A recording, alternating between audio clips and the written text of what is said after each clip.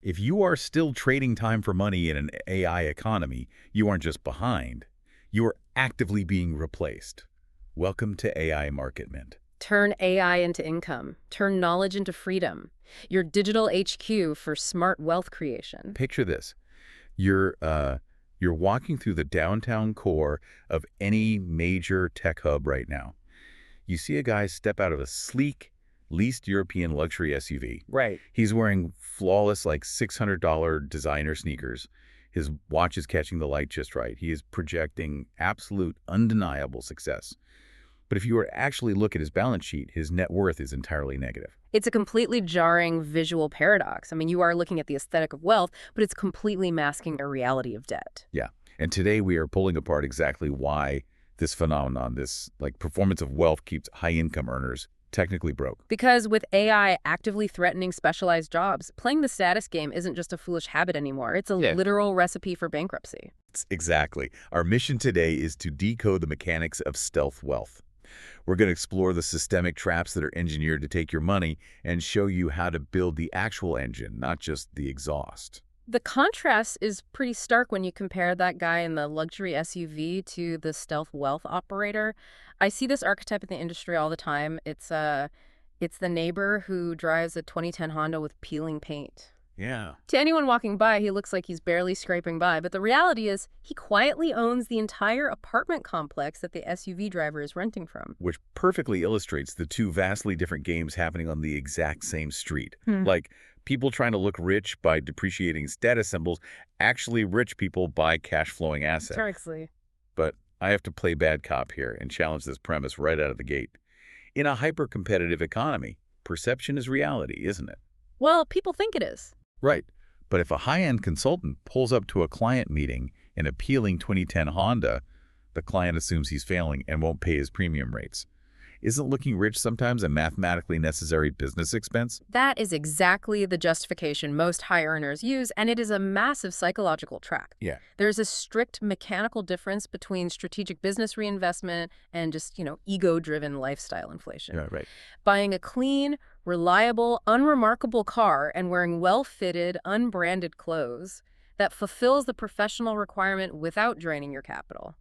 When you cross the line into broadcasting luxury, you aren't attracting better clients, you're attracting liabilities. You mean making yourself a target? Precisely. A hypervisual display of wealth acts like a magnet for extraction. It attracts higher tax scrutiny, frivolous lawsuits, dependent relatives who suddenly need a loan, and most dangerously, your own lifestyle inflation. Stealth wealth is fundamentally a calculated defensive strategy. In a culture that ruthlessly rewards looking successful, remaining financially invisible is the ultimate superpower. It protects your capital from being targeted. So the goal is invisibility. But even if you intellectually know that, the urge to spend is incredibly strong. And it's not just a lack of willpower, right? The broader economic machine is meticulously designed to extract that capital from you before it can compound. You really have to look at the structural shift in how our economy operates. Like 50 years ago, the economy rewarded production and saving. You produced value, you saved the surplus, and that saved currency held its value so you could buy hard assets. But not anymore. Not at all. Today, the system is fundamentally consumption-based. It relies heavily on consumer credit just to keep the corporate wheels turning. Which completely reframes how we should look at something like the 800 credit score. I mean, people treat an 800 credit score like it's a measure of their net worth. Oh, absolutely. Like a badge of honor to brag about at parties. Yeah. But structurally, it doesn't mean you have wealth at all. Not even slightly. A high credit score simply proves you are a highly profitable, reliable cog in the extraction machine. Ouch. It's true. It just means you are excellent at continuously servicing debt, paying interest, and never defaulting. It is a metric of how good a consumer you are, not how much capital you control. And the invisible engine driving that continuous consumption is the devaluation of the currency itself. Smart people make bad spending decisions because they feel the ground shrinking beneath them. Wait, Ali, fiat devaluation sounds technical. What does that actually mean for a normal person? Simple. It just means the cash in your pocket buys less every day because central banks constantly print more. Imagine it like watering down a bowl of soup until it's just water. That is exactly what happens to the purchasing power of the currency sitting in your checking account. Your dollars are instantly diluted. So because the money is constantly being diluted, you feel this subconscious buzzing anxiety to get rid of it. on a physiological level, that holding cash is a losing game. But the tragedy is, instead of converting that depreciating currency into hard equity or assets that scale, people panic by depreciating luxury goods. They are trading a melting ice cube for a sinking ship. That is the systemic trap. And it raises a critical point about the environment you operate in. The entire digital infrastructure, the algorithms, the social media platforms, is optimized to intercept that melting ice cube before you can invest it. Yeah, think about it. If the algorithm is engineered to hit you at your absolute most vulnerable moment, like serving you a targeted ad for a luxury watch the exact afternoon you update your LinkedIn with a new promotion, then thriftiness isn't just about being frugal. No, it's an act of defense. Right. Saving money and quietly acquiring assets is actually an act of rebellion against a system entirely engineered to penalize you. To really ground how devastating this psychological and systemic engineering is, let's look at a scenario. Let's take a fictional professional named Steve. Okay, let's talk about Steve. Steve is a freelance graphic designer pulling in $150,000 a year. By almost any societal metric, Steve has made it. He is in the top tier of earners. And he goes out of his way to look like it. The breakdown of his monthly overhead is terrifying. Out of his 12 grand monthly take-home pay, 8 grand goes directly to maintaining his aesthetic. $8,000. Yeah. He's paying $1,200 a month to lease a high-end EV. He spends $4,000 a month on a luxury loft downtown.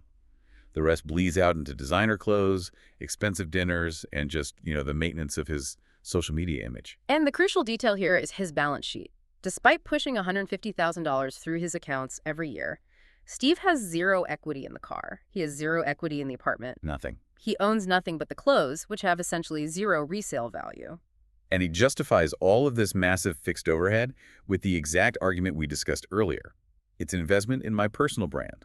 He tells himself he needs the loft and the car to attract those high-paying design clients. Which is a highly sophisticated lie his ego is telling his bank account. Yes. Because Steve thinks the luxury car is the wealth. He thinks the loft is the wealth. But they aren't. They're just the exhaust. The exhaust. I really want to explore that analogy. Think about a high-performance vehicle. The exhaust is loud, it's highly visible, it blows smoke, and it gets everyone's attention. But the exhaust doesn't move the car forward at all. Not 1 inch. The real engine of wealth is totally silent. The engine is the unseen portfolio, the index funds compounding in the dark, the private business equity. Steve is spending 8 grand a month manufacturing extremely loud exhaust, but he has absolutely no engine. And the mechanical problem with manufacturing exhaust is that it requires constant fuel. Steve has to maintain his income at absolute maximum capacity just to survive. Right. If he stops working for even 1 month, the lease defaults, the landlord evicts him, and the illusion shatters. He has built a lifestyle that requires 100% of his specialized labor just to tread water. Which makes Steve's situation incredibly fragile, because his entire aesthetic is funded by his specialized income. He has zero liquid capital. Wait, Ollie, liquidity sounds technical. What does that actually mean for a normal person? Simple. It just means how fast you can turn what you own into spendable cash without losing money. Imagine it like having a fire extinguisher in your kitchen versus having to build one from scratch while your house is burning. Exactly. Steve doesn't have that fire extinguisher. He is entirely dependent on that specific graphic design job existing tomorrow. And that brings us to the most urgent reality we're facing right now: generative AI. Oh, this is where it gets brutal. Because Steve's job is exactly what AI is learning to do right now. This is the technological shock that changes the math for everyone. Yep. Let's say AI image generation tools exponentially improve over the next 6 months. Suddenly, Steve's corporate clients realize they don't need to pay him $150,000 a year for custom branding. They can handle 40% of their basic design work internally using a $20 a month AI subscription. So overnight, Steve's income drops by 40%. But his fixed costs do not care. The landlord isn't going to lower his rent because AI took his clients. The EV lease company isn't going to accept a smaller payment out of sympathy. Because Steve is locked into this high-burn lifestyle, a 40% drop in income is fatal. He is immediately forced to start liquidating. He has to sell his designer watches at a massive loss just to make rent. He has to take on low-paying, soul-crushing gig work just to service the debt on his lifestyle. Exactly. This scenario illustrates the two distinct future paths we are all facing right now.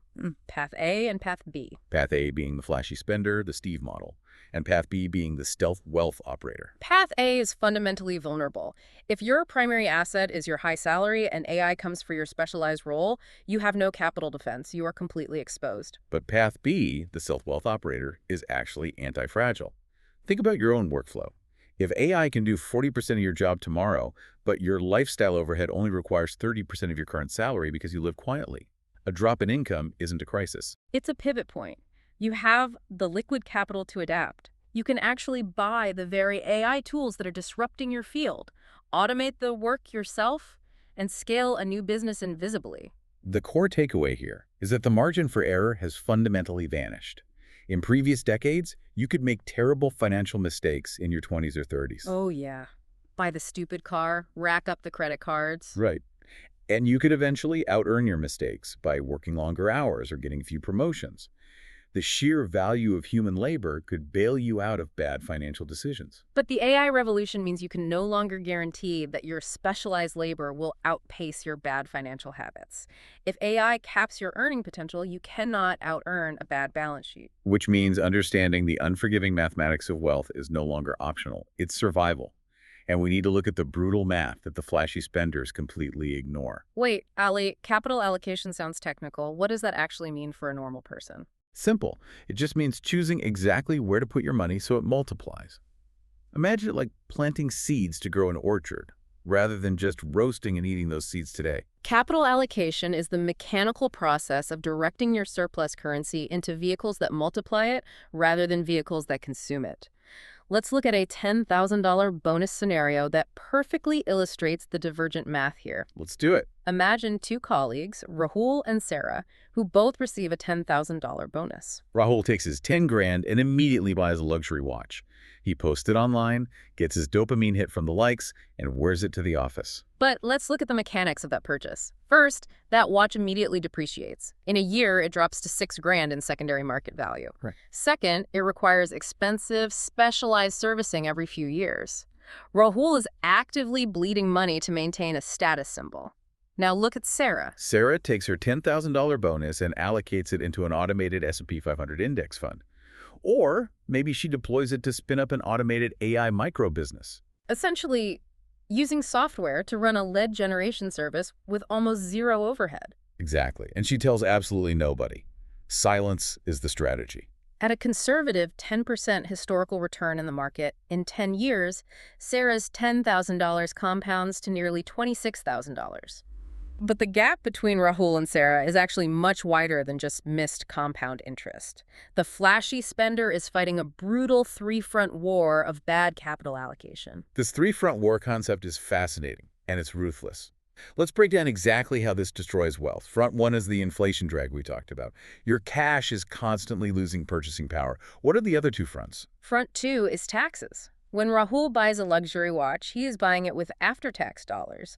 To have 10 grand cash to spend, he likely had to earn 15 grand and pay 5,000 in income tax. Wow. Wealthy operators, on the other hand, use their capital to buy assets that act as tax shields. We need to explain how a tax shield actually works mechanically because it sounds like a loophole, but it's just the tax code. Take real estate depreciation, for example. Right. If you buy a rental property, the IRS allows you to deduct the theoretical wear and tear of that building from your taxable income every year. Even if the property is going up in value. Exactly. So even if it's generating cash for you every month, on paper, you tell the government it's losing value. This mechanically lowers your taxable income, effectively shielding your money from the IRS legally. Rahul gets taxed on every dollar he earns to buy his watch. Sarah uses her investments to reduce her tax burden. And then front three is the asset itself depreciating. The watch loses value the second you wear it. Okay. So it's triple threat. You lost money to taxes, just get the cash. The cash itself was losing value to inflation, and the object you bought is losing market value every single day. It's a disaster. I really want to contextualize this mathematically and emotionally for you listening. Buying a depreciating status symbol on credit isn't just a bad row on a spreadsheet. Okay. When you do that, you are literally adding years to your working life. If you calculate your hourly after-tax wage, buying that luxury car might equal 5,000 hours of mandatory labor. You are trading your finite, precious time on Earth for heated leather seats and a logo on a steering wheel. That is the ultimate cost. You aren't spending money, you are spending your freedom. Which brings us to the strategic solution. How do you shift your operational mindset from dressing for applause to operating in the shadows? We have to talk about asymmetric leverage to get onto path B. What does that actually look like in practice? Well, mechanical leverage is using a tool to multiply your physical force, like using a tiny handheld jack to lift a 2-ton car. Asymmetric leverage in finance is taking a very small amount of capital or time and using a system to produce a massive disproportionate return. And right now, the greatest asymmetric leverage available to an individual is AI automation. Absolutely. There is a very strict 3-step framework for applying this. Step 1, cap your lifestyle expenses immediately. You have to ruthlessly cut bloated subscriptions and stop the bleeding. If you get a raise tomorrow, your rent and your car payments stay exactly the same. Step 2, automate your capital allocation. You cannot trust your own willpower to save money at the end of the month because the extraction machine is way too good at tempting you. It really is. We have to set up automated transfers so your surplus capital moves into index funds or tax-advantaged accounts the exact day you get paid, before you even see it in your checking account. And step 3, deploy one AI automation in your daily workflow this week. Find one repetitive, soul-sucking task that eats 2 hours of your day, like sorting emails, formatting data, or drafting basic reports, and let an AI agent handle it. You aren't just playing with new tech here. You are mechanically buying back your time, which you can then use to build your unseen engine. But to execute any of this, you need proper infrastructure. You cannot manage stealth wealth with sloppy tracking. You can't just guess your net worth based on your checking account balance, because that doesn't account for your liabilities, your taxes, or your depreciation. You need centralized systems. This is why people fail. They try to do it in their head. You need AI accounting and wealth tracking software suites that pull in all your accounts, automatically categorize your investments, and track your true net worth. Crucially, they highlight your wasteful spending without any emotional bias. The software doesn't care about your ego. It just shows you the unforgiving math of your burn rate. And look, we've put the official verified links to the tools we use in the pinned comment below. Don't go searching randomly and get scammed. Use the ones we've checked. You need that infrastructure to survive. It provides the cold, hard reality check necessary to stay on path B. But even with perfect software, there is a massive psychological hurdle to overcome. It is incredibly difficult for most people to genuinely stop caring if their peers judge them for driving a 10-year-old car or, not having the newest phone. Because the social pressure is constant. But it requires redefining what you view as freedom. True freedom isn't the expensive car. The guy in the least luxury SUV can never say no. If his boss demands he work the weekend, he has to do it, because he is completely trapped by the debt of his own exhaust. True freedom is having a fortress of unseen capital. It's having the leverage to look a toxic boss in the eye and say no, because you have 5 years of living expenses quietly compounding in index funds in the background. The peace of mind that comes from that invisible fortress is worth infinitely more than the fleeting dopamine hit of social proof. So, to distill the ultimate lesson here today, you have to stop mimicking the exhaust and start building the engine. Let everyone else look rich while you focus on the mechanics of actually being rich. The window of opportunity to build this kind of leverage in the face of massive AI automation is closing fast. You have to build the fortress before the storm hits. The capital allocation choices you make today will dictate whether you are replaced by the new economy or whether you own a piece of it. It fundamentally changes how you view every dollar that passes through your hands. And we want to leave you with a final provocative thought to mull over on your own today. We've talked extensively about how financial invisibility and stealth are the ultimate superpowers for building wealth in a culture obsessed with showing off. But think about the rest of your life. What other areas, perhaps your personal relationships, your next major career move, or your deep ambitions, might actually thrive if you took them offline, flew completely under the radar, and built your engine in the dark?